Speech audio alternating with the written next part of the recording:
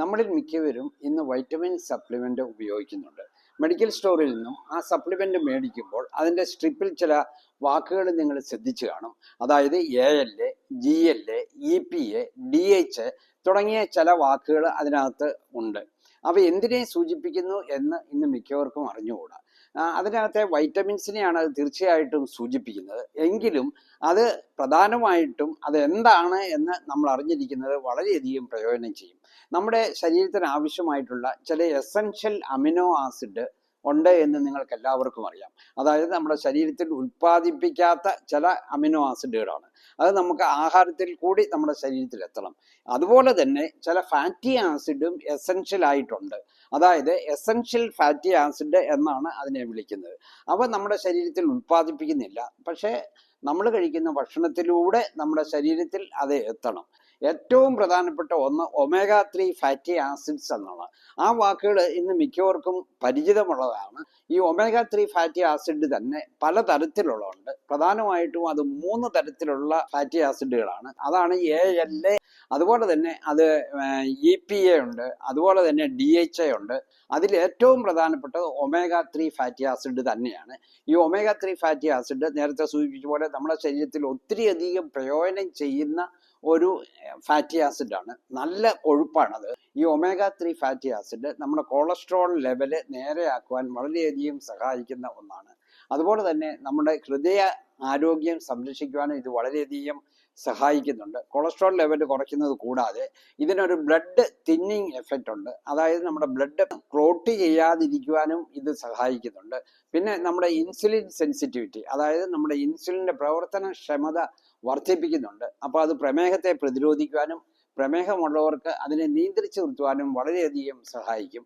പിന്നെ ഇതിനൊരു fat burning effect ഉണ്ട്. അതായത് ഈ നല്ല കൊഴുപ്പ് ചീത്ത കൊഴുപ്പിൻ്റെ അളവിനെ നമ്മുടെ ശരീരത്തിൽ കുറയ്ക്കുന്നു, അല്ലെ ചീത്ത കൊളസ്ട്രോളിനെ ബേൺ ചെയ്യുന്നു എന്നുള്ള ഒരു പ്രത്യേക പ്രയോജനവും ഇതുകൊണ്ട് ലഭിക്കുന്നുണ്ട്. ഈ omega-3 ഫാറ്റി ആസിഡ് കൂടാതെ omega-6 ഫാറ്റി ആസിഡ് എന്ന ഒരു എസൻഷ്യൽ ഫാറ്റി ആസിഡും കൂടി നമ്മുടെ ശരീരത്തിന് വളരെയധികം ആവശ്യമുണ്ട്.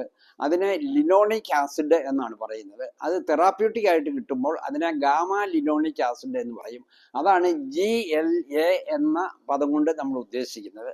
അപ്പോൾ ഈ GLA ഏറ്റവും പ്രധാനമായിട്ടും കൂടുതലായിട്ടും അടങ്ങിയിരിക്കുന്നത് ചില ഓയിൽസിലാണ്. അതായത് ഈവനിങ് പ്രൈമോസ് ഓയിൽ എന്നൊരു ഓയിൽ ലഭ്യമാണ്. ഈ ഈവനിങ് പ്രൈമോസ് എന്ന് പറയുന്ന ഒരു ചെടിയാണ്. അത് നോർത്ത് അമേരിക്കയിലാണ് കൂടുതലായിട്ടും കൃഷി ചെയ്യുന്നത്. അതിൽ നിന്നും കിട്ടുന്ന ഒരു ഓയിലാണ് ഈ ഈവനിങ് പ്രൈമോസ് ഓയിൽ. ഈ ഓയിലിനകത്ത് GLA ധാരാളമായിട്ട് അടങ്ങിയിട്ടുണ്ട്. ഈ GLA നല്ലൊരു ആൻറ്റി ഇൻഫ്ലമേറ്ററി ഏജന്റ് ആണ്. അപ്പോൾ ഈ omega-3 ഫാറ്റി ആസിഡും omega-6 ഫാറ്റി ആസിഡും നമ്മുടെ ശരീരത്തിൽ പ്രോസ്റ്റാഗ്ലാൻഡിൻ എന്ന ഒരു ഹോർമോൺ ലൈക്ക് സബ്സ്റ്റൻസ് ഉണ്ടാക്കുവാൻ ഉപയോഗിക്കുന്നുണ്ട്. അപ്പോൾ ഈ omega-3 ഫാറ്റി ആസിഡ് നമുക്ക് എവിടെ നിന്ന് ലഭിക്കുന്നു എന്നുകൂടി നമ്മൾ അറിഞ്ഞിരിക്കണം.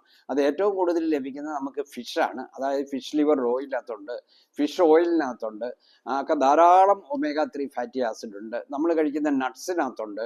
അതായത് നമ്മൾ കഴിക്കുന്ന ബദാം പരിപ്പ്, വാൾനട്ട്, കാഷ്യൂ നട്ട് തുടങ്ങിയ നട്ട്സ് വർഗത്തിലുണ്ട്. സീഡ്സിനകത്തുണ്ട്, ഫ്ലാക്സ് സീഡ്, പംകിൻ സീഡ് തുടങ്ങിയ സീഡ് വർഗത്തിലും ധാരാളം omega-3 ഫാറ്റി ആസിഡ് ഉണ്ട്. നമുക്ക് ഡാർക്ക് ഗ്രീൻ വെജിറ്റബിൾസിനകത്ത് ഈ omega-3 ഫാറ്റി ആസിഡ് ധാരാളം ഉണ്ട്. അപ്പോൾ ഇങ്ങനെ പല ഭക്ഷണ സാധനങ്ങളിലും omega-3 ഫാറ്റി ആസിഡ് ധാരാളം അടങ്ങിയിട്ടുണ്ട്. omega-3 ഫാറ്റി ആസിഡ് സപ്ലിമെന്റും ധാരാളമായിട്ട് ഇന്ന് മാർക്കറ്റിൽ ലഭ്യമാണ്. അപ്പോൾ അതിൻ്റെ പ്രയോജനങ്ങൾ എന്താണ് എന്നതിനെപ്പറ്റി ഒരു ഐഡിയ നിങ്ങൾക്ക് കിട്ടിയെന്ന് ഞാൻ വിശ്വസിക്കുന്നു. അപ്പോൾ ഈ വീഡിയോ നിങ്ങൾ മാക്സിമം ഷെയർ ചെയ്യുക. മറ്റൊരു വീഡിയോയുമായി നമുക്ക് വീണ്ടും കാണാം.